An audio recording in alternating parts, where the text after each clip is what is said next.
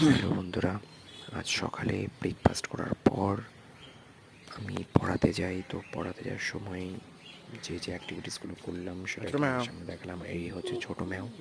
ছোটো ম্যাও আমাদের বাড়িতে ছোটোবেলার থেকেই আছে। তারপর আমি সাইকেল নিয়ে চলে যাই পাড়ার একটু ভেতরের দিকে পড়াতে।